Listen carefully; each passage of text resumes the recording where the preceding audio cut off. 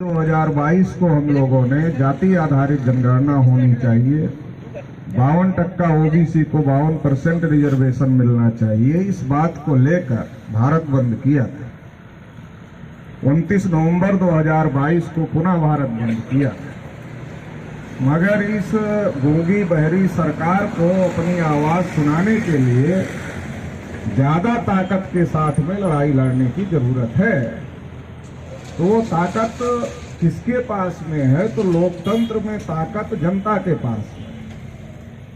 तो ये यात्रा हम लोग इसलिए चला रहे हैं कि जनता में जन जागृति किया जाए कि देश में जानवरों की गिनती होती है, कुत्तों की गिनती होती है, हिजड़ों की भी गिनती होती है, मगर 52% ओबीसी की गिनती नहीं होती है। ये चेतना 52% ओबीसी में पैदा किया जाए, क्योंकि 52% ओबीसी के लोग लड़ाई नहीं लड़ते, ये बात नहीं है। लड़ाई लड़ते हैं मगर अपने हक अधिकार की लड़ाई नहीं लड़ते।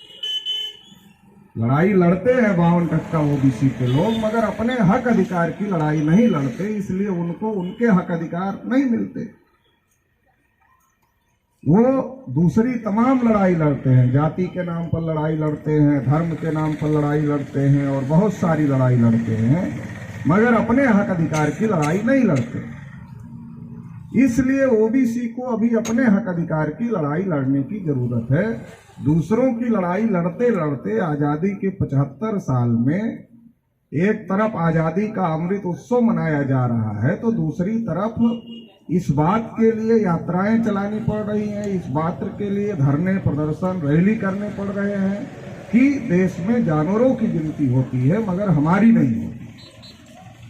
अगर आप भारत सरकार से जन सूचना अधिकार के तहत सूचना मांगो कि देश में मराठा कितने हैं, देश में कुनबी कितने हैं, देश में माली कितने हैं, देश में तेली कितने हैं, देश में बंजारा कितने हैं, देश में धनगर कितने हैं, अगर इसके आंकड़े मांगो 3745 जातियां ओबीसी में हैं, उन जातियों के अगर आप आंकड़े मांगो या आप आंकड़े मांगो कि देश में ओबीसी कितने हैं, तो भारत सरकार के पास इसके कोई आंकड़े नहीं।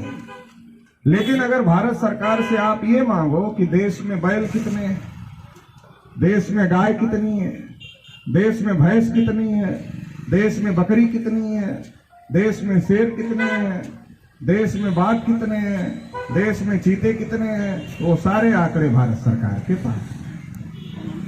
शेर, बाघ, चीते अगर देश में कम हो जाते हैं तो सरकार चिंतित हो जाती है, और चिंतित हो जाती है तो अभी विदेश से लाए जा रहे हैं, मोदी जी लेके आए, जानकारी होगी आप लोग। शेर, बाघ, चीतों की चिंता है, मगर 52% ओबीसी जिसके वोट से गवर्नमेंट बनी उसकी चिंता सरकार को नहीं है। 52% ओबीसी के समर्थन के बगैर ना तो महाराष्ट्र में कोई सरकार बन सकती है, ना ही देश में कोई सरकार बन सकती है। मगर 52% ओबीसी का भी आरक्षण खत्म हो गया महाराष्ट्र के अंदर। क्यों खत्म हो गया? गिनती नहीं होती। एससी का क्यों नहीं खत्म हुआ? एसटी का क्यों नहीं खत्म हुआ? क्योंकि उसकी गिनती होती है। ओबीसी का क्यों खत्म हो गया? क्योंकि उसकी गिनती नहीं होती। तो ये ओबीसी की गिनती होगी तो ओबीसी को अधिकार मिलेंगे। बजट अभी निर्मला सीतारमण जी जो वित्त मंत्री हैं, उन्होंने 2-3 दिन पहले बजट पेश किया, तो बजट भाषण में ओबीसी का नाम लिया क्या? मैंने तो नहीं सुना कि बजट भाषण में निर्मला सीतारमण ने ओबीसी का नाम भी लिया हो। टैक्स तो ओबीसी समाज के लोग भी देते हैं। आप जूता खरीदते हो, चप्पल खरीदते हो, कपड़े खरीदते हो, गाड़ी खरीदते हो, मोटरसाइकिल खरीदते हो, जमीन खरीदते हो, जो चीज आप खरीदते हो सब पर तो टैक्स लगा हुआ है। दूध से बनी चीजों पर टैक्स नहीं था, इस गवर्नमेंट ने उस पर भी लगा दिया। तो हर चीज पर टैक्स है, तो ये टैक्स का पैसा ही सरकार के पास जाता है।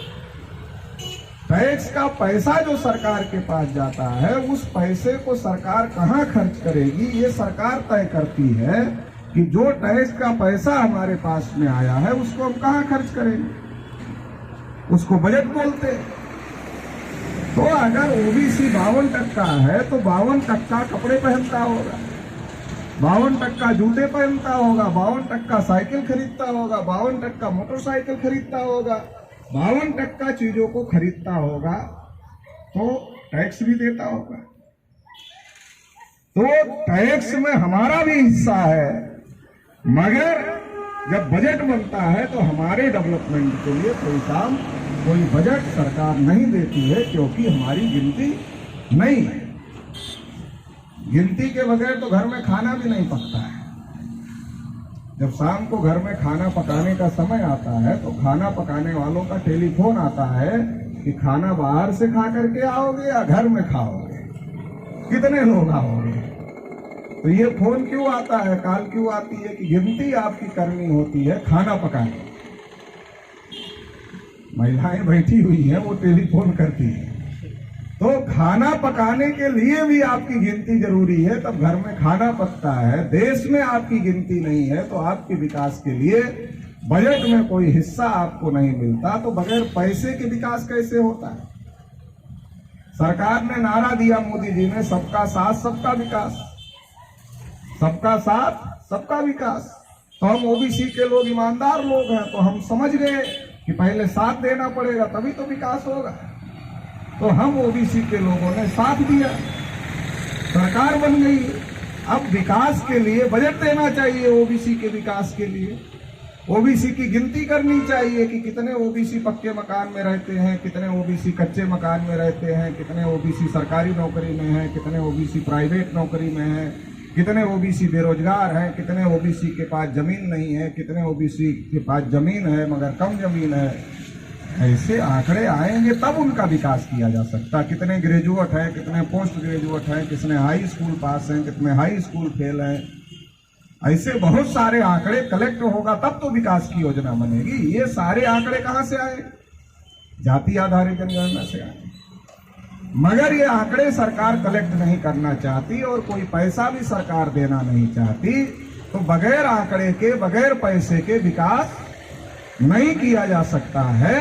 आंकड़े और पैसे होंगे तब विकास होगा। तो ना आंकड़े सरकार कलेक्ट कर रही है, ना पैसे विकास के लिए दे रही है, तो विकास कैसे होगा। तो सरकार पैसे कहां लगा रही है।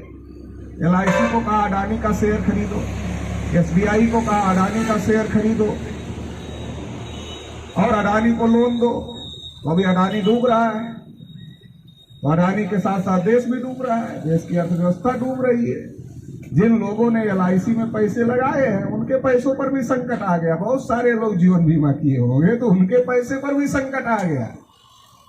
तो सरकार ने नारा बदल दिया, मोदी जी ने चुनाव जीतने के बाद। पहले नारा था सबका साथ सबका विकास, अभी नारा बदल दिया, सबका साथ अडानी अंबानी का विकास, बाकी सबका सत्यानाश। अभी ये नारा चेंज हो गया है। तो ये जाति आधारित जनगणना बहुत जरूरी है। अगर ओबीसी के लोगों को उनका हक अधिकार देना है तो उसके लिए हम लोग ये यात्रा चलाने का काम कर रहे हैं कि ओबीसी की गिनती होनी चाहिए, ओबीसी को बजट मिलना चाहिए ताकि उसका विकास हो। और अगर 52% ओबीसी है तो 52% ओबीसी को 52% रिजर्वेशन होना चाहिए। क्योंकि अभी तक ये कहा जाता रहा, जब हम लोग कहते थे 52%, तो वो क्या कहते थे 50% से ज्यादा रिजर्वेशन हो ही नहीं सकता है, तो आपको नहीं दिया जा सकता है। अभी EWS रिजर्वेशन कहां से पैदा हो गया, जब 50% से ज्यादा नहीं हो सकता तो EWS रिजर्वेशन कहां से पैदा हो गया। EWS रिजर्वेशन पैदा हो गया 50% के ऊपर रिजर्वेशन हो गया, सुप्रीम कोर्ट ने उस पर मोहर लगा दिया। तो अभी अब 52 को 52 देने में क्या दिक्कत है, तो ये होना चाहिए। दूसरा महत्वपूर्ण मुद्दा है कि देश में किसान आत्महत्या कर रहे हैं। किसान क्यों आत्महत्या कर रहे हैं, क्योंकि किसानों को उनकी फसल का उचित मूल्य नहीं मिल रहा है। मान लो हम लोग किसान हैं, तो हम लोग मार्केट में अगर ये माइक पर बोल रहे हैं, माइक खरीदने जाएं तो हम जितना इसका कीमत तय करेंगे उतने में हमको माइक मिलेगा, या जिस कंपनी ने माइक को बनाया उसने जितना इसका मूल्य रेट निर्धारित किया उतने में मिलेगा। तो जिस कंपनी ने बनाया उसने तय किया कि माइक कितने रुपए में आप खरीद सकते। साइकिल, मोटरसाइकिल, कार जिस कंपनी ने बनाया उसने तय किया कि आप कितने में उसको खरीद सकते हैं। इसका मतलब है कि हर चीज का रेट भारत में बनाने वाला तय करता है, मगर किसान लोग जब फसल पैदा करते हैं उसका रेट कौन तय करता है? खरीदने वाला तय करता है। किसान जिन चीजों को खरीदता है उसका रेट बनाने वाला तय करता है, और किसान जिस चीज को पैदा करता है फसल, उसका रेट खरीदने वाला तय करता है। तो आजादी के 75 साल में ये उल्टी गंगा किसानों के लिए बह रही है। आजादी के 75 साल में किसानों को उनकी फसल का मूल्य निर्धारित करने का, रेट तय करने का अधिकार नहीं मिला, और इसलिए किसान आत्महत्या कर रहा है। अडानी को इतना करोड़ रुपया दे दिया है, उसको कोई दिक्कत नहीं, डूब भी रहा है फिर भी सरकार का कोई मंत्री बोल नहीं रहा है उसको। मगर किसान लाख रुपए, 2 लाख रुपए, 4 लाख रुपए, 5 लाख रुपए अगर कर्ज ले लेता है और नहीं जमा कर पाया तो फिर क्या होता? किसान आत्महत्या के लिए मजबूर कर दिया जाता है, इतना ज्यादा होता है। तो आजादी के 75 साल में किसानों को एमएसपी गारंटी कानून नहीं मिला। किसान ये नहीं कह रहा है कि हम जो पैदा करेंगे उसका मूल्य हम तय करेंगे। किसान तो केवल इतना कह रहा है सरकार आप ही तय कर दो कि हमारा कपास कितने में ले लोगे, हम नहीं तय करेंगे, आप ही तय कर दो।